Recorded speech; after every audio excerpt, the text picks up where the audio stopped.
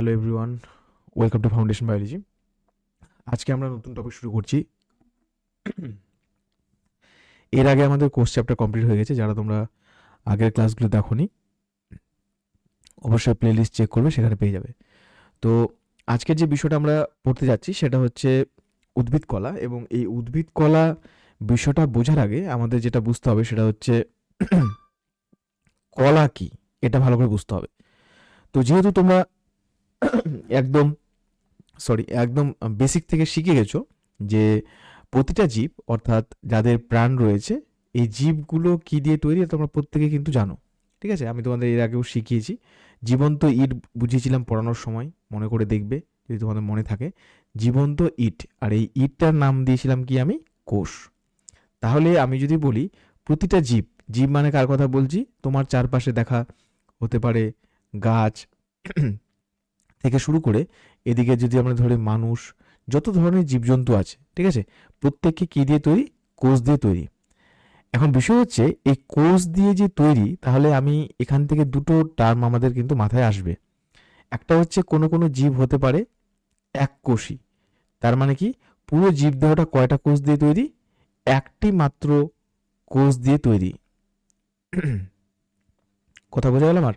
একটি মাত্র কোষ দিয়ে তৈরি হতে পারে। বহুকোষী কার অর্থ কি, বহুকোষী হচ্ছে সেই সমস্ত জীবদের বলা হয় যারা একের বেশি কোষ দিয়ে তৈরি, একের বেশি কোষ দিয়ে তৈরি। ঠিক আছে, তাহলে এক কোষী, বহুকোষী, কারো কোনো ডাউট আছে এখান থেকে বলো বাকিদের? বেশ, ঠিক আছে। তাহলে তোমার যদি সমস্যা না থাকে তাহলে আমরা এবারে যাই যে এই কোষগুলো কিন্তু একত্রিত হয়ে তোমার একটা গুচ্ছ তৈরি করতে পারে, তাই না? এরকম ধরো একসঙ্গে অনেকগুলো কিছু তৈরি করে গুচ্ছ। তাহলে এই কোষ গুচ্ছ বা কোষ সমষ্টিকে বলা হয় কি, অ্যাকচুয়ালি কলা, যেটাকে আমরা ইংরেজিতে জানি টিস্যু নামে। তাহলে আমার প্রশ্নটা হচ্ছে এই কলা বা টিস্যু, তাহলে এরা দেখতে কেমন হবে? এরা দেখতে কিন্তু এরকম হবে, একই আকৃতি ধর্মী। তাহলে গঠন এরা এক হবে, ঠিক আছে, আর কাজটা হবে কিন্তু এক। এটা কিন্তু প্রধান বৈশিষ্ট্য হবে। তাহলে আমরা কি পড়ছি, কলা বা টিস্যু মানে হচ্ছে অনেকগুলো কোষ নিয়ে তৈরি একটা গঠন, যারা দেখতে একই রকম এবং কাজও তাদের একটা। এই কলাগুলো মিলে তৈরি করে সেটা হচ্ছে অঙ্গ। ঠিক আছে, যেটাকে আমরা বলি অর্গ্যান ইংরেজিতে। এখন প্রশ্ন হচ্ছে যে এই যে কলার কথা বললাম, তাহলে কলার এখানে দেখো দুটো আলাদা আলাদা ভাগ পেয়ে যাব। কেন আলাদা আলাদা ভাগ পাবো? কারণ একটা হচ্ছে উদ্ভিদ দেহ, উদ্ভিদ, আর একটা হচ্ছে প্রাণী। তো আজকের ক্লাসের আমি হেডিংটা বা শুরুটাই করেছিলাম তোমাদের যে বিষয়টা নিয়ে, সেটা হচ্ছে আমরা পড়তে যাচ্ছি আজকে, সেটা হচ্ছে উদ্ভিদ কলা। তার মানে কলাটা তোমাদের আশা করি কনসেপ্টটা ক্লিয়ার হলো প্রত্যেকেই। তাহলে অনেকগুলো কলা মিলে তৈরি করে কি, অঙ্গ। এখন তুমি বলে স্যার অঙ্গ কি, যেমন মানবদের উদাহরণ দিলে ভালো বুঝতে পারবে, যেমন হার্ট, ঠিক আছে, তারপর হচ্ছে কিডনি, ঠিক আছে, তারপর হচ্ছে লাং, তার মানে এইগুলো, তারপর হচ্ছে লিভার, এইগুলো কিন্তু হচ্ছে আমাদের শরীরের মধ্যে গুরুত্বপূর্ণ অঙ্গ। আর এই অঙ্গগুলো কি তৈরি হয়েছে, বিভিন্ন কলা দিয়ে তৈরি হয়েছে। হার্টের সাথে তুমি লাংসের তুলনা করতে পারবে না, দুটো একদম আলাদা গঠন। কিডনির সাথে লিভারের কোনো মিল নেই। তার মানে কি, ওই কোষগুলো হচ্ছে স্পেসিফিক, যারা সুনির্দিষ্ট, তারা শুধুমাত্র একই ধরনের গঠন দিয়ে একটা নির্দিষ্ট ধরনের অঙ্গ তৈরি করেছে, যেটা কারোর সাথে কারো মিল নেই। কনসেপ্ট ক্লিয়ার প্রত্যেকেই? কথা বলো। বেশ, আচ্ছা, হ্যাঁ, প্রশ্ন যদি মাথায় আসে আমাকে বলবে, অবশ্যই, কোনো সমস্যা নেই। আচ্ছা, এবার যদি তাই হয় তাহলে আমরা আজকে শিখছি উদ্ভিদ কলা আর প্রাণী কলা। তাহলে এখান থেকে একটা ছোট্ট জিনিস আমরা ভালোভাবে বুঝতে পারবো যে আমাদের চারপাশে যত ধরনের উদ্ভিদ রয়েছে তাদের কিন্তু গঠন এক নয়। কারণটা কি স্যার, কেন এরকম বলছেন?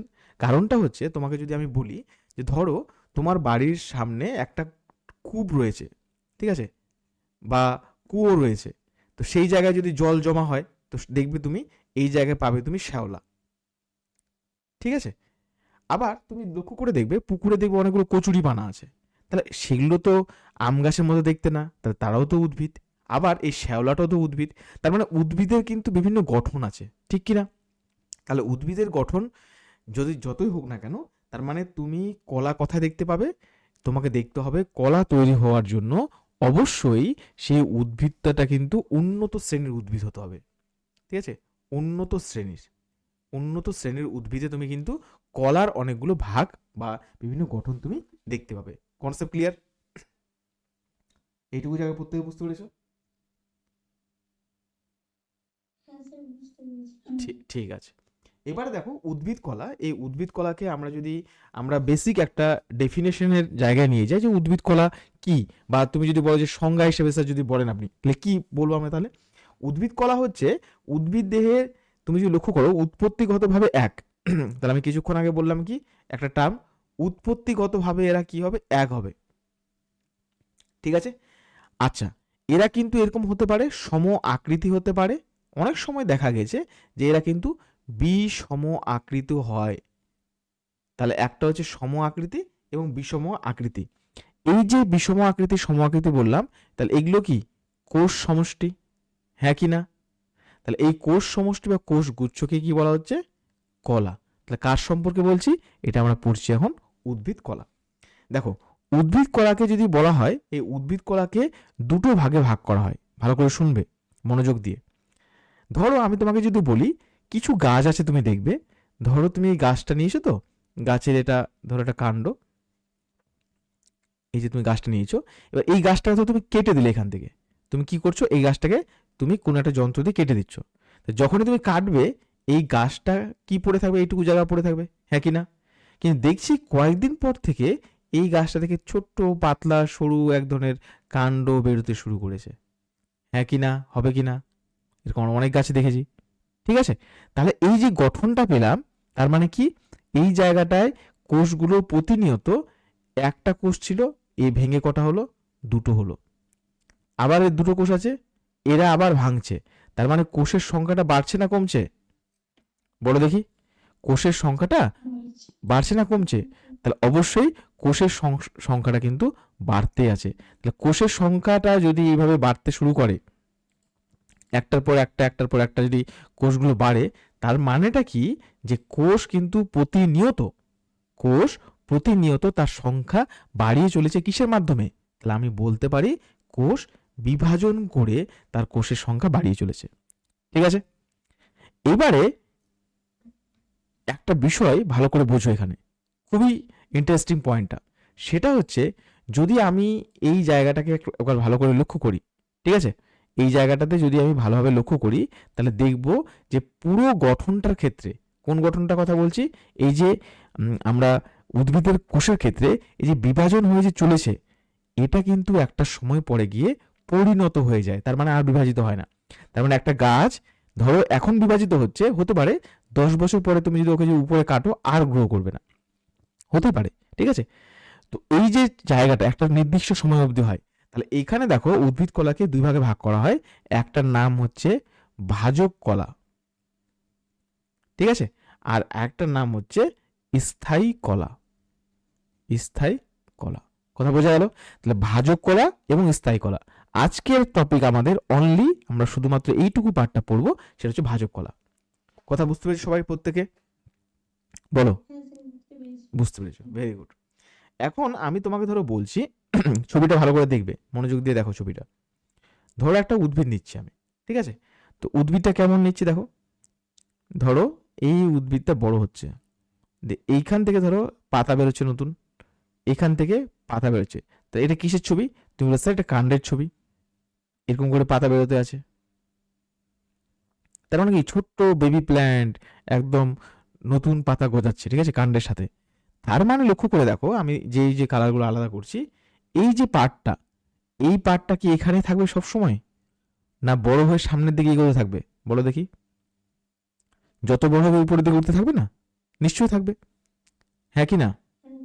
বেশ, তাই যদি হয় তাহলে এই এখন যে জায়গাটাতে আছে, এই যে আমি জায়গাটা ডট ডট ডট দিয়ে দেখাচ্ছি তোমাকে, এই যে লোকেশনটা দেখো, এই যে এইটুকু জায়গা, এটা কি এখানে থাকবে না? এটাও কিন্তু বাড়বে, হ্যাঁ কি না? বাড়বে। আচ্ছা, এবারে তুমি দেখো এই গাছের যে গোড়াটা আছে, যে কাণ্ডের যে গোড়াটা, তো এই কাণ্ডটা কি সারা জীবন এরকম থাকবে না? কাণ্ডটা হতে পারে এইখান থেকে নতুন একটা ডিজাইন নিয়ে অনেক মোটু কাণ্ড হয়ে গেল। কাণ্ডটা কি হয়ে গেল? অনেক মোটা হয়ে গেল। তাহলে কাণ্ডের এই যে মোটা হয়ে যাওয়া, তারপরে এখান থেকে এখানে হলো, তার মানে কোন দিকে বাড়লো বলো? কোন দিকে বাড়ছে? এই পাশে, হ্যাঁ কি না? তাহলে তুমি দেখো, একটা উপরের দিকে বাড়ছিল, এটা মাঝে বাড়ছে, আর একটা সাইডে বাড়ছে, হ্যাঁ কি না বলো? বাড়ছে। তাহলে তোমাকে যদি প্রশ্ন করি যে এই কোষগুলো বাড়ছে কি করে, কিসের মাধ্যমে, তখন তোমার উত্তর কি হবে? যে স্যার আপনি কিছুক্ষণ আগে তো পড়ালেন, বিভাজনের মাধ্যমে। তার মানে কোষ বারবার বিভাজন করে তোমার কি করছে? আমাদের এই উদ্ভিদ কোষটাকে বাড়িয়ে নিয়ে চলেছে। প্রত্যেকের কনসেপ্ট ক্লিয়ার? রাজু আর বুঝতে পেরেছো? ধানি বোঝা গেছে? বলবে, হ্যাঁ, যদি ডাউট হয় অবশ্যই জানাবে। সুস্মিতা বলবে, হ্যাঁ, কোনো সমস্যা হলে। আচ্ছা, হ্যাঁ, তাহলে এই জায়গায় লক্ষ্য করে দেখো, তাহলে আমরা পেলাম কি? ভাজক কলা। তাহলে ভাজক কলা কত প্রকারের পাচ্ছি? ভাজক কলা মোট হচ্ছে 3 প্রকারের ভাজক কলা রয়েছে। তাহলে প্রথমে দেখো উপরের দিকে, এই ভাজক কলাটা যদি বলি, এগুলো হচ্ছে গাছের অবস্থান অনুসারে। তাহলে ভাজক কলাকে অবস্থান অনুযায়ী, তাহলে আমি লিখছি, দেখো কি লিখছি, অবস্থান অনুযায়ী ভাজক কলাকে কয় ভাগে ভাগ করতে পারি আমরা? 3টি ভাগে ভাগ করতে পারি। প্রথম ভাগটা কি? এটা হচ্ছে, হ্যাঁ, দেখা যাচ্ছে না? মন- ও, তাহলে তুমি এক কাজ করো, হ্যাঁ, ক্লাসটাকে লেফট করে আবার জয়েন করো, মনে তোমার নেটওয়ার্কে কোনো সমস্যা হচ্ছে হয়তো। হ্যাঁ, তো দেখো, প্রথমটা হচ্ছে উপরের দিকে, এই রেড কালার যেটা দেখতে পাচ্ছ, সেটা হচ্ছে অগ্রস্থ ভাজক কলা, ঠিক আছে? এবারে দেখো, ঠিক নিচের দিকে যদি আমরা দেখি, এই যে মাঝেরটা, তাহলে আমরা এই যে ভাজক কলাটা পাচ্ছি, তার মানে এটা কি? এটা মাঝামাঝি লম্বা হচ্ছে, লম্বা করতে সাহায্য করছে, ঠিক আছে? এইটাকে বলা হয় নিবেশিত ভাজক কলা। নিবেশিত ভাজক কলা। আর নিচে যেটা হচ্ছে কাণ্ডটাকে মোটু বানাচ্ছে, আস্তে আস্তে চওড়া হচ্ছে, এটাকে বলা হয় পার্শ্বস্থ ভাজক কলা। পার্শ্বস্থ ভাজক কলা। তাহলে ভাজক কলা কয় প্রকার পেলাম? 3 প্রকারের: অগ্রস্থ, নিবেশিত, পার্শ্বস্থ। অগ্রস্থ কোনটা? এই যে রেড কালারটা দেখালাম, এটা রেড কালারটা হচ্ছে অগ্রস্থ, ঠিক আছে? মাঝে একটা চিহ্ন দেখিয়েছি, দেখো, যখন উপরে নিচে বাড়ছে তখন নিবেশিত। আর পার্শ্বস্থ মানে কি? সাইডে বাড়বে। কারো কোনো প্রশ্ন? এইটুকু জায়গা থেকে কারো কোনো সমস্যা থাকলে বলতে পারো। বেশ, এখন বিষয় হচ্ছে, এই যে আমি তোমাদেরকে শেখালাম 3টি ধরনের ভাজক কলা, তাহলে এদের সম্পর্কে আমরা এখন ডিটেলে পড়বো, ঠিক আছে? পার্ট পার্ট করে। তোমাদের পরীক্ষা ওরিয়েন্টেড কি কি জিনিস পড়তে হবে সেটা তো আমি বলবোই, কিন্তু আজকে আমরা বেসিক জায়গাটা যদি বুঝে নিতে পারি, তাহলে কিন্তু খুব সহজ হবে পড়তে, ঠিক আছে? আচ্ছা, চলো একটা ছবি এঁকে দেখাচ্ছি তোমাদেরকে।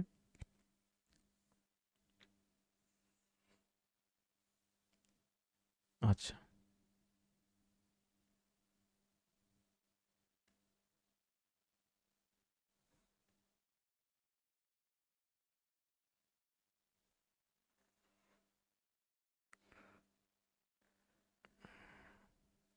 দেখতে পাচ্ছ সবাই?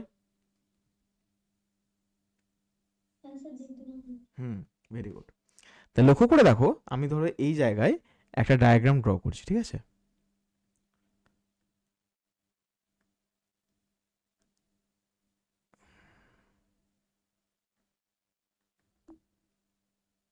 লক্ষ্য করে দেখো সবাই। আচ্ছা, এই বক্সগুলো কার মতো দেখতে? হ্যাঁ, ভেরি গুড। তার মানে এগুলো হচ্ছে সেই কোষটার মতো, আমি তোমাদের যখন পড়িয়েছিলাম তখন। ঠিক বলেছো একদম। তাহলে এটা আমরা কিন্তু মৌচাকের ঘরের মতো লাগছে না দেখতে? ঠিক আছে?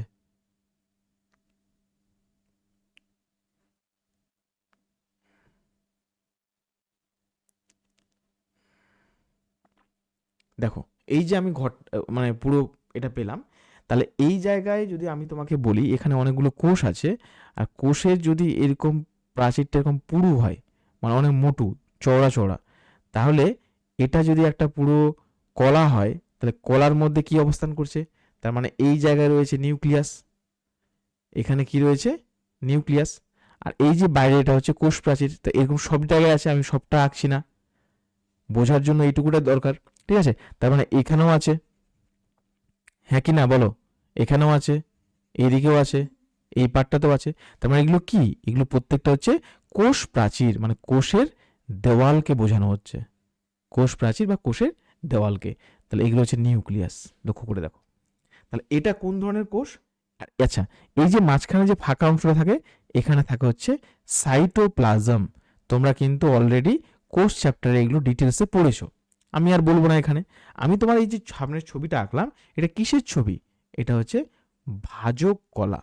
তার মানে আমি কিছুক্ষণ আগে বলেছি যে স্যার আপনি তো এখনই বললেন ভাজক কলা মানে কি, সেই কলাটা প্রতিনিয়ত ডিভাইড করবে, তার মানে কি সময়ের সাথে সাথে ভাগ হয়ে যাবে, হ্যাঁ কি না? তাহলে যদি সময়ের সাথে বারবার বিভাজিত হয়ে যায়, ভাগ হয়ে যায়, তাহলে সেটা হচ্ছে ভাজক কলা। এখন বিষয় হচ্ছে এই কলা সংক্রান্ত কিছু স্পেসিফিক টাইপ যদি আমরা জিনিস পড়ি, তাহলে জায়গাটা আমাদের আরও বেশি ক্লিয়ার হবে। ঠিক আছে, চলো তোমাদেরকে আমি একটা জিনিস বলি। কি বলেছে দেখো, উদ্ভিদ দেহ অসংখ্য ক্ষুদ্র ক্ষুদ্র কোষ দিয়ে গঠিত, এটা আমরা প্রত্যেকে দেখেছি। জটিল শারীরিক ক্রিয়াকলাপ সম্পন্ন করার জন্য উদ্ভিদ দেহে বিভিন্ন ধরনের কলার উপস্থিতি লক্ষ্য করা যায়। তাহলে তোমাদের আমি শুরুতেই পড়িয়ে দিলাম আজকে যে কলাকে কয় ভাগে ভাগ করা হয়, উদ্ভিদ কলাকে দুই ভাগে, একটা হচ্ছে ভাজক কলা, একটা স্থায়ী কলা।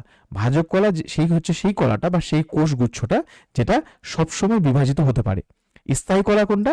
যেটা একটা সময় পরে গিয়ে স্থায়ী হয়ে গেছে, আর বিভাজিত হবে না, বিভাজনে অক্ষম, তাকে বলা হয় স্থায়ী কলা। কারো কোনো প্রশ্ন এখান থেকে?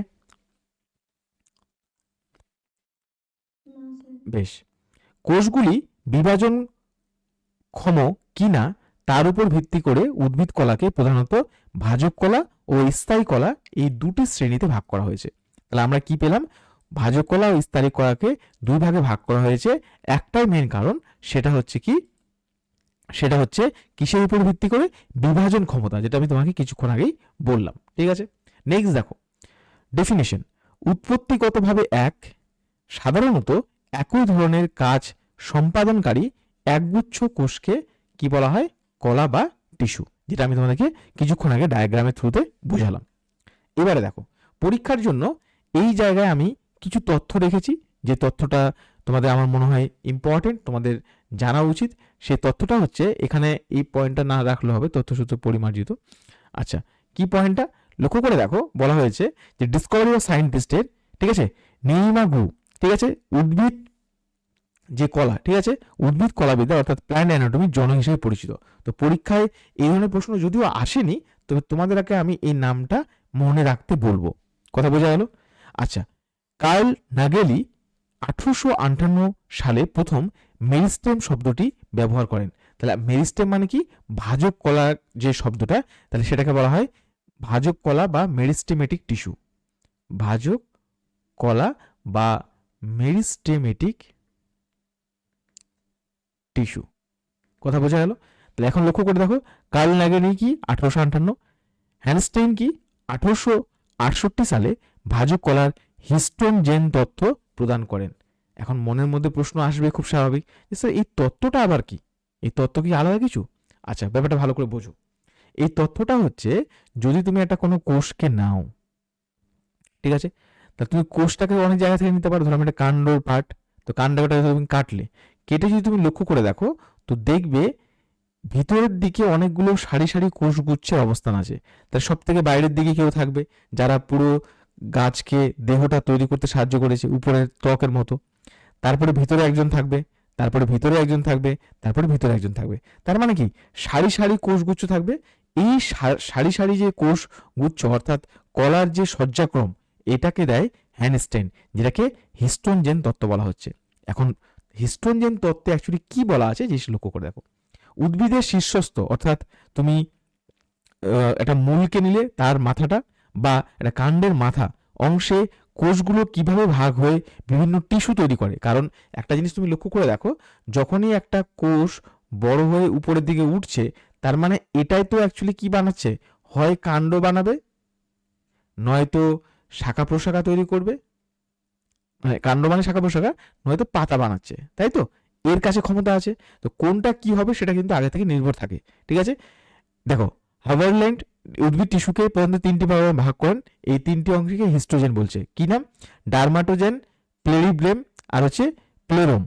কি বলেছে, সবচেয়ে বাইরের স্তর এখান থেকে গঠিত হয় এপিডার্মিস। আমি বললাম না যে আমাদের মানুষের যেমন সবচেয়ে বাইরের যেটা ত্বক সেটা হচ্ছে এপিডার্মিস, সেটা হচ্ছে এই উদ্ভিদের যে সবচেয়ে বাইরের আবরণ, এটা তৈরি হয় কোথা থেকে, ডার্মাটোজেন থেকে। তোমাদের পরীক্ষার জন্য এইটুকু মনে রাখবে, ডার্মাটোজেন থেকে কি তৈরি হয়, এপিডার্মিস। পেরিব্লেম মধ্যবর্তী স্তর, এখানে কর্টেক্স মানে উদ্ভিদের মধ্য স্তরের টিস্যুগুলো থাকে, যেখানে আমি তোমাদের ছবিটা এখনই আঁকলাম, যে দেখো সব থেকে বাইরে থেকে ওটা কর্টেক্স, আর এই ভিতরে আছে হচ্ছে জাইলেম ফ্লেম, যেটা সবচেয়ে ভিতর দিকে লাস্টে এই যে হাইলাইট করছি জাইলেম ফ্লেম। আর তাহলে মাঝখানে কি থাকে, মাঝখানে বিশেষ কোষ থাকে যার নাম হচ্ছে পেরিব্লেম। আর প্লেরোমটা কি, সবচেয়ে স্তর যেখানে স্টিল অর্থাৎ কেন্দ্রীয় ভাস্কুলার টিস্যু থাকে, অর্থাৎ জাইলেম ফ্লেম। এখন অনেকে হয়তো জাইলেম ফ্লেম জানো না, একটু আমি জাস্ট ইন্ট্রোডাকশন দিয়ে দিচ্ছি এই জায়গাটাতে। উদ্ভিদের মূল কি করে, মাটি থেকে জলকে উপরে নিয়ে যায়, আর পাতা কি করছে, সূর্যের আলোর উপস্থিতিতে খাবার তৈরি করে। তাহলে পাতা যে খাবার তৈরি করলো, খাবারটা কি, খাবারটার নাম হচ্ছে গ্লুকোজ। ঠিক আছে, তো মূল থেকে জলটা যে উপরের দিকে উঠবে, তার নিশ্চয়ই কাউকে তো নিয়ে যেতে হবে, যে নিয়ে যায় তার নাম হচ্ছে জাইলেম, যাওয়া কাজটা ও করছে। আর ফ্লোয়েম কি, খাবার তৈরি হয়ে গেল, সব বাড়ি বাড়ি বাড়ি বাড়ি করে কোষের পুরো গাছের ভিতরে যে বাড়িগুলো আছে মানে কোষগুলো আছে তাদেরকে আনলোড করে দিল। তো ফ্লোয়েম মানে ফেলে দেওয়া, তো জাইলেম মানে কি, নিয়ে যাওয়া, আর একটা ফ্লোয়েম মানে কি, ফেলে দেওয়া। কি ফেলছে, খাবার। তাহলে জাইলেম হচ্ছে মাটি থেকে খনিজ লবণ এবং জলকে পাতায় নিয়ে যায়, আর ফ্লোয়েম কি করে, সূর্যের আলোকের উপস্থিতিতে যে খাবারটা তৈরি করে সেই খাবারটা সমস্ত কোষের মধ্যে ছড়িয়ে দেয়। সেটা কোথায় থাকে, কেন্দ্রীয় স্নায়ু মানে একদম মাঝখানে থাকে। তাহলে এই জায়গাটা শুধুমাত্র কাদের জন্য, জাইলেম অ্যান্ড ফ্লোয়েম। ফ্লোয়েম, বলো কারো কোনো প্রশ্ন এখান থেকে, এইটুকু জায়গা থেকে কারো কোনো প্রশ্ন, একদম ক্লিয়ার? সুমনা, গুড। তাহলে এখন আমি তোমাকে একদম আরেকটা জায়গায় নিয়ে যাচ্ছি, সেটা হচ্ছে লক্ষ্য করে দেখো, ভাজক কলার এই যে পার্টগুলো আমরা পড়লাম, এখন দেখো পরীক্ষায় তোমাকে জিজ্ঞাসা করবে, দেখো ভাজক কলা ইংরেজি নাম কি, মেরিস্টেমেটিক টিস্যু, যেটা আমি বললাম। কি বলা হয়েছে দেখো, ধারণা হচ্ছে উদ্ভিদে যে বিশেষিত কলা সক্রিয় কোষ বিভাজন ঘটে সেই কলাকে ভাজক কলা বা মেরিস্টেম বলে। তাহলে এটা ভাজক কলা সক্রিয়ভাবে। বৈশিষ্ট্য কি, অবিভেদিত কলা। অবিভেদিত কলা মানে কি, যে কলাটা কিন্তু প্রতিনিয়ত একটা সময় পরে গিয়ে বিভেদিত হচ্ছে, মানে বিভাজনে ক্ষম, ঠিক আছে, বিভাজন করতে সক্ষম। এবার লক্ষ্য করে দেখো নেক্সট এই পার্টটা অপরিণত কোষ দিয়ে তৈরি, তার মানে কি কন্টিনিউয়াস বিভাজন করবে, যেহেতু বেবি কোষ ওগুলো, যখন পরিণত একবার হয়ে যায় ওরা কিন্তু স্থায়ী কলা হয়ে যায়, আর ওরা ভাঙে না। আন্তঃকোষীয় স্থান নেই, আন্তঃকোষীয় স্থান নেই কথাটার মানে কি, মানে ধরো একটা কোষ আছে, আমি তোমাদের ছবি এঁকে দেখালাম এখনই, দেখো কিছুক্ষণ আগে ছবি এঁকেছিলাম, মনে করে দেখো এই যে ছবিটা, আমি তোমাকে দেখো তো কোনো কোষের সাথে আরেকটা কোষের মাঝে কোনো ফাঁকা জায়গা আছে, এই জায়গাটাকে বলা হয় আন্তঃকোষ। বলো কেউ কেউ বুঝতে পারলে ব্যাপারটা, দুটো কোষের মধ্যে ফাঁকা স্থান আছে এখানে, দেখে বলো, কথা বলো, নেই।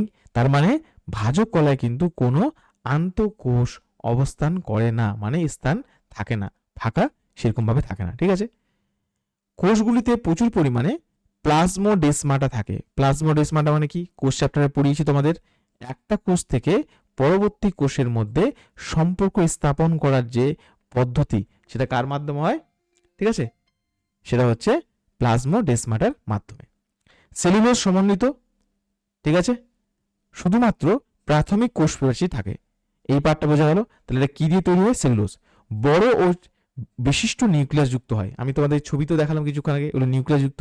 G1 ও G2 দশা ক্ষুদ্র, তোমরা কিন্তু এটা বুঝতে পারবে না, ওই জন্য তোমরা নোটসের মধ্যে রেখে ডিউ লিখে রাখবে। কেন বুঝতে পারবে না, এটা আমরা শিখব কোষ বিভাজন অধ্যায়ে, কোষ বিভাজন অধ্যায়ে এটা আমরা ডিটেলে পড়ব। কারো কোনো ডাউট আছে এখান থেকে, বলো কারো কোনো ডাউট আছে? বেশ, নেক্সট কাজ দেখো, কোষ বিভাজনের মাধ্যমে উদ্ভিদের বৃদ্ধি ঘটানো সাহায্য করে।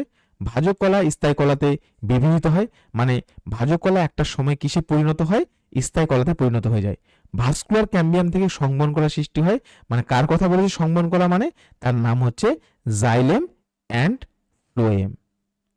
তাহলে এই যে ভাস্কুলার ক্যাম্বিয়ামটা কোথায় পাবো, ছবির মধ্যে যদি দেখি, এই যে দেখো একটা গাছের গুঁড়ি নিয়েছি আমি, মাঝের যে অংশটা আছে, মাঝের যে এই পার্টটা, এই জায়গা হচ্ছে ভাস্কুলার ক্যাম্বিয়ামের পুরো সমগ্র অংশটা। বাইরের দিকে দেখো জাইলেম, ভিতরের দিকে হচ্ছে ফ্লোয়েম। প্রত্যেকে বুঝতে পারলে এটুকু জায়গা? বলো, বুঝতে পেরেছো? বিটপের শীর্ষে ভাজক কলা ফুল উৎপন্ন করে। তার মানে বিটপ কাকে বলছে? একদম আমরা যদি কাণ্ড কোনো একটা দেখি, এই গাছটা যদি দেখি, এই গাছে যেটা একদম উপরের অংশ, এই উপরের অংশ গিয়ে ফুল তৈরি করতে সাহায্য করে। ভাজক কলা থেকে উদ্ভিদের নতুন অঙ্গের সৃষ্টি হয়। নতুন অঙ্গ মানে কি? একটার পর একটা, একটার পর একটা তোমার নতুন করে অঙ্গ চলতে থাকবে, কারণ ভাজক কলা বিভাজিত হতে সক্ষম। Concept clear? কারো কোনো ডাউট?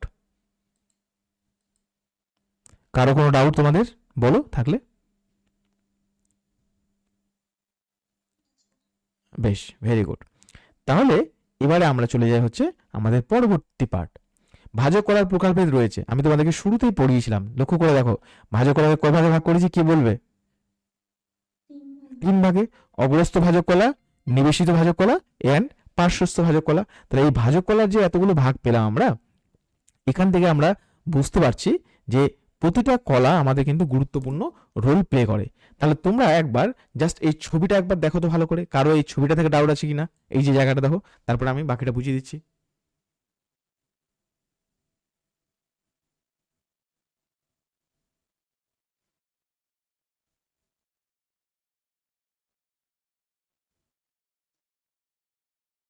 উপরেরটা অগ্রস্ত ভাজক কলা, তাই তো? হুম পরেরটা নিবেশিত, হুম আর যেটা সামনে রয়েছে সেটা পার্শ্বীয়।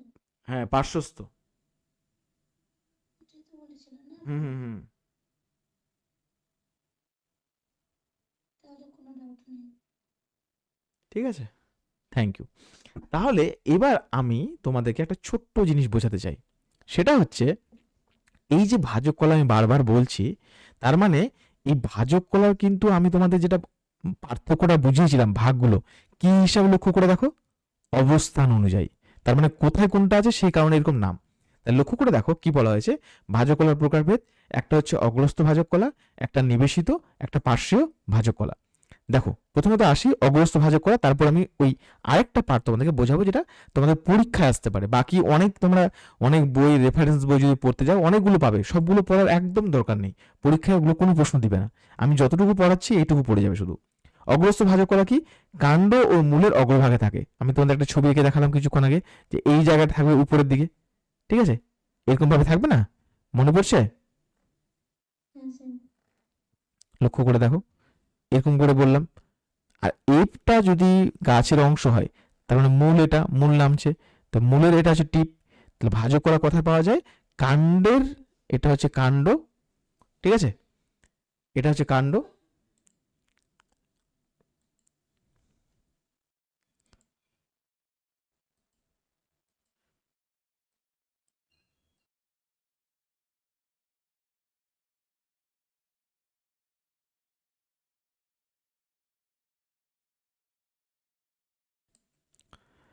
তাহলে এই জায়গায় লক্ষ্য করে দেখো, আমরা যেটা বলছিলাম যে এটা হচ্ছে কাণ্ড, আর এটা হচ্ছে কি? মূল। তাহলে উপরে কাণ্ডের উপরের শীর্ষভাগ, মূলের শীর্ষভাগ। তাহলে অগ্রস্থ ভাজক কলায় থাকা কোথায় থাকে? কাণ্ডের শীর্ষভাগে ও মূলের শীর্ষভাগে, যেটা লেখা আছে অগ্রভাগে। কোষের আকার, কোষগুলি কেমন হয়? গোলাকৃতি, গোলাকার হয়, যেটা অগ্রস্থ ভাজক কলা। কাজ কি? উদ্ভিদের প্রাথমিক বৃদ্ধিতে সহায়তা করে। কারো প্রশ্ন এই লাইন থেকে? কারো প্রশ্ন এখান থেকে? না স্যার। বেশ, আচ্ছা। এখন আমি তোমাদেরকে ছোট্ট একটা পার্টে নিয়ে যাচ্ছি, পার্শ্বস্থ ভাজক কলা। তার আগের ছবিটা তুমি যদি লক্ষ্য করে দেখো, আমরা কি শিখলাম এখানে? এই ছবিটাতে, এই যে পুরো ছবিটা আছে, এই ডায়াগ্রামটা যেটা আমি এঁকেছি এখানে, তাহলে একটা জিনিস আমি বুঝতে পারছি, এই পুরো ছবিটার মধ্যে যদি আমরা এখানে ছবিটাকে ড্র করি, এই পার্টটাতে,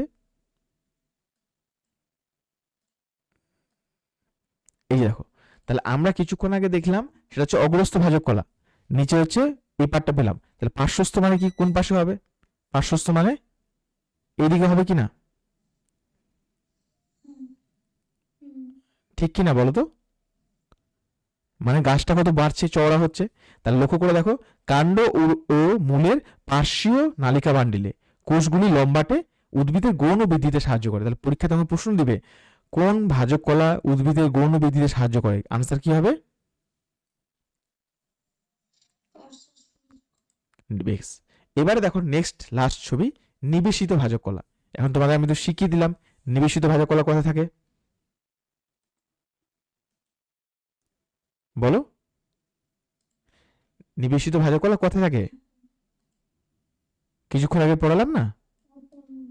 হ্যাঁ, এই যে দেখো, তার মানে নিবেশিত ভাজক কলা হচ্ছে এই পার্টটাতে, গাছটাকে লম্বা করতে সাহায্য করবে।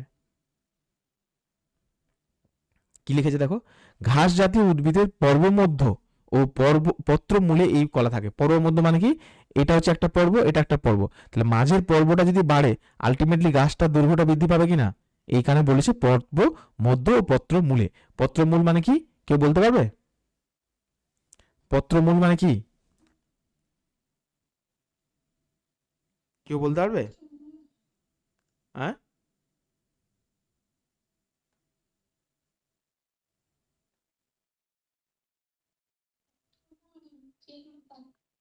হুম, যেখান থেকে পাতা গজিয়ে যাচ্ছে। Very good. কার কোনো ডাউট? না। আচ্ছা, নেক্সট তোমার একটা ছবি দেখাই, দেখো তো এই ছবিগুলো অন্য হয় কিনা। এটা কাঁচি দিয়ে কাটা হচ্ছে, উপরের দিকে পার্ট মেরিস্টেম, তারপরে দেখো এইদিকে চওড়া হচ্ছে আর নিচের দিকে বাড়ছে, এই ছবিটা বোঝা গেছে? ঠিক আছে, আচ্ছা। নেক্সট কাজের ভিত্তিতে এখানে হচ্ছে গুরুত্বপূর্ণ পয়েন্ট, যেটা আমি তোমাদের বলছিলাম। তাহলে ভাজক কলাকে কাজের ভিত্তিতে তিন ভাগে ভাগ করা হচ্ছে, একটা হচ্ছে প্রোটোডাম, প্রোক্যাম্বিয়াম আর গ্রাউন্ড মেরিস্টেম। কি কি বললাম লক্ষ্য করে দেখো, কাজের ভিত্তিতে কি কি ভাগ করা হয়েছে, লক্ষ্য করে দেখো পার্টটা। কাজের ভিত্তিতে ভাজক কলাকে তিনটে ভাগে ভাগ করা হয়েছে, প্রোটোডাম, প্রোক্যাম্বিয়াম অ্যান্ড গ্রাউন্ড মেরিস্টেম। দেখি, প্রোটোডাম কি, অগ্রস্থ ভাজক কলার সর্ববহিস্থ, তাহলে অগ্রস্থ ভাজক কলা যেখানে থাকে তার সব থেকে বাইরের দিকে অবস্থান করবে কে, প্রোটোডাম। এটা চাদরের মতো, তাহলে অগ্রস্থ ভাজক কলা কি ছিল, আমি তোমাদের এঁকে দেখিয়েছিলাম, রেড কালার এরকম করে করেছিলাম, তাই তো? তাহলে উপরে কি হয়েছে, চাদরের মতো করে অবস্থান করছে, ওই যে আগের ছবিটাতে, যে ছবিটা আমি এঁকে দেখালাম তখন। এপিডার্মিস, এপিব্লেমা, টকিও রোম, টকিও নালিকা বান্ডিল সৃষ্টি করে। তার মানে কি, প্রোটোডাম আসলে কি হয়, উদ্ভিদের সবচেয়ে বাইরের স্তরটা তৈরি করতে সাহায্য করে। কনসেপ্ট ক্লিয়ার সবার? বেশ, আচ্ছা, নেক্সট দেখো, তারপর কি লেখা আছে, প্রোক্যাম্বিয়াম অবস্থান কি, অগ্রস্থ ভাজক কলার মধ্যবর্তী স্তর। তাহলে অগ্রস্থ ভাজক কলার মধ্যবর্তী স্তর মানে কি, আগের পার্টটা যদি আমরা দেখি, এই যে প্রোটোডাম, আর এখানে তুমি লক্ষ্য করে দেখো প্রোক্যাম্বিয়াম, অগ্রস্থ ভাজক কলার মধ্যবর্তী স্তর কি, মাঝামাঝিতে অবস্থান করছে, পতাকাকার ন্যায় গঠনবিষ্ট নালিকা ব্যান্ডেল সৃষ্টি করে। নালিকা ব্যান্ডেল মানে কাকে সৃষ্টি করবে বলো, কিছুক্ষণ আগে বললাম জাইলেম। ভেরি গুড, তোমাদের পরীক্ষায় শুধু এই প্রশ্নটাই আসবে যে জাইলেম ফ্লোয়েম প্রোক্যাম্বিয়ামকে তৈরি করে, বা প্রোক্যাম্বিয়াম তৈরি করে নিচের কোনগুলি, ঠিক আছে? তো সেটা হচ্ছে জাইলেম ফ্লোয়েম।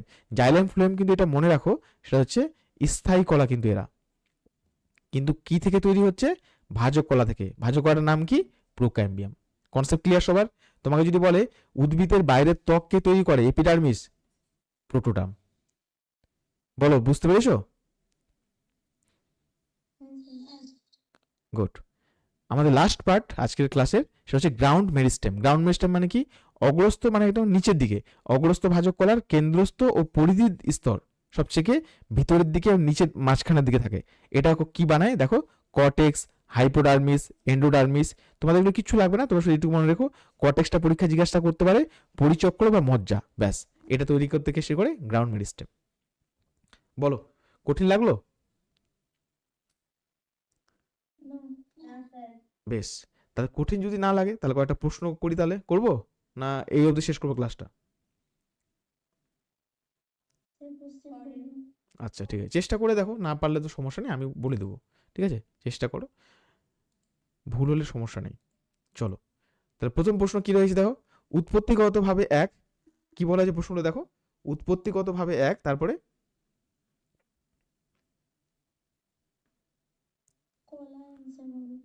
আচ্ছা ভেরি গুড, তাহলে রাইট আনসার হচ্ছে অপশন কলা। উদ্ভিদ দেহে সৃষ্ট কোষগুলি বিভাজন ক্ষম কিনা তার উপর ভিত্তি করে উদ্ভিদ কলাকে কয় গোষ্ঠীতে ভাগ করা হয়েছে? হ্যাঁ, কেমন করে তিন ভাগে? কেন, শুরুতে কি পড়ালাম, এখনই ভুলে গেলা তোমরা? এই যে, এই যে দেখো ভাজক কলা আর স্থায়ী কলা। কলা স্থায়ী কলা। ভেরি গুড, মনে রাখতে হবে ক্লাস করার সাথে সাথে। তাহলে সঠিক আনসার হচ্ছে কি 2 ভাগে। দেখো নিচের কোনটি ভাজক কলার একটি প্রধান বৈশিষ্ট্য? তাহলে দেখো এখানে রাইট আনসার কি হবে? আন্তঃকোষীয় স্থান প্রচুর থাকে, কোষ প্রাচীর গৌণ স্তরযুক্ত, বড় স্পষ্ট নিউক্লিয়াসযুক্ত, কোষগুলি মৃত বিভাজনক্ষম। তাহলে রাইট আনসার কি হবে? বড় এবং স্পষ্ট নিউক্লিয়াস যুক্ত। ভেরি গুড, তাহলে রাইট আনসার। ভাজক কলার কোষচক্রে কোন দশাগুলি অত্যন্ত সংক্ষিপ্ত ও ক্ষুদ্র? এটা কিন্তু তোমাদের পড়ালাম না, বলেছি আমি। D1 এবং G2 এই সর্বনাশ, তোমরা তো পড়ে নিয়েছো মনে হচ্ছে। ঠিক আছে, কিন্তু যেহেতু ছিল লেখা, তাই তো এই জন্য মনে পড়ে গেল। হ্যাঁ, ঠিক আছে, রাইট আনসার কিন্তু এটাই, কিন্তু পরে বোঝাবো এটা। হ্যাঁ আমি দেখো 5 নম্বর প্রশ্ন, উদ্ভিদের প্রাথমিক বৃদ্ধিতে সহায়তা করে কোন ভাজক কলা? এটা খুব সহজ প্রশ্ন একদম, প্রাথমিক বলেছে। অগ্রস্ত ভাজক কলা। শুধুমাত্র অগ্রস্ত হবে কি? দুটো হবে, নিবেশিত দুটো হবে অগ্রস্ত নিবেশিত। এই পার্টটা। চলো 6 নম্বর প্রশ্ন, ঘাস জাতীয় উদ্ভিদের তৃণভোজী প্রাণীদের খাদ্য গ্রহণের ফলে অপসারিত অঙ্গের পুনরুৎপাদনে সাহায্য করে কোন কলা?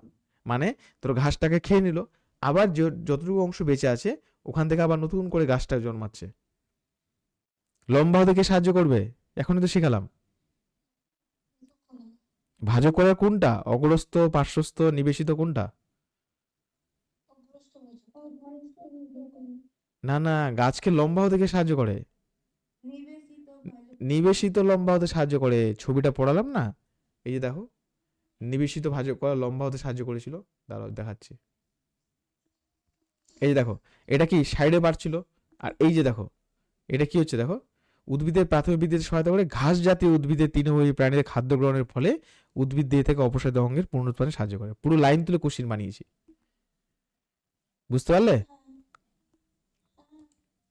দেখো তাহলে এটা হচ্ছে আনসার হয়ে যাচ্ছে কি, নেক্সট পেয়ে গেল, উদ্ভিদের গৌণ বৃদ্ধিতে নিচের কোন কলাটি সরাসরি যুক্ত? গৌণ বৃদ্ধি বলেছে, এটা পারবে আশা করি। অপশন খ, পার্শ্বস্থ ভাজক কলা। 8 নম্বর প্রশ্ন, অগ্রস্ত ভাজক কলার কোন স্তরটি থেকে এপিডার্মিস বা ত্বকীয় লোম সৃষ্টি হয়?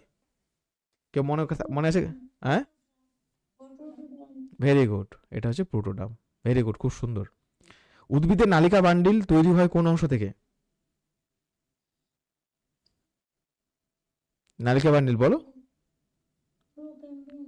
প্রোক্যাম্বিয়াম। তুক্কা মারলে নাকি তুমি? না স্যার, আপনি তো বলে দিলেন মালিক। হ্যাঁ, মানে হচ্ছে জাইলেম আর ফ্লোয়েম। ভেরি গুড, ঠিক ঠিক, একদম একদম পারফেক্ট। নেক্সট লাস্ট প্রশ্ন আজকের। হ্যাঁ, 10 নম্বর প্রশ্ন আনসার করো দেখি।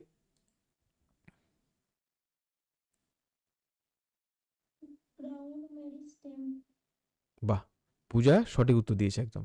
এটা হয়ে যাচ্ছে তাহলে কি, গ্রাউন্ড মেরিস্টেম। ঠিক আছে, তাহলে গো হচ্ছে রাইট আনসার। তাহলে এই ছিল আজকের আমার ক্লাস। ঠিক আছে, তোমাদের ক্লাসটি তোমরা কমপ্লিট করো, নোটসগুলো বানাও, আর যদি কোনো ডাউট থেকে থাকে অবশ্যই আমাকে জানাবে। ঠিক আছে, আমি তোমাদের সাথে কথা বলছি আগামীকালকে, আই থিঙ্ক আগামীকালকে আরেকটা ক্লাস দেবো লাইফ সায়েন্সের। ঠিক আছে, এরপরের পার্ট তাহলে শেষ, তাহলে উদ্ভিদ ক্লাসটা পার্ট কমপ্লিট।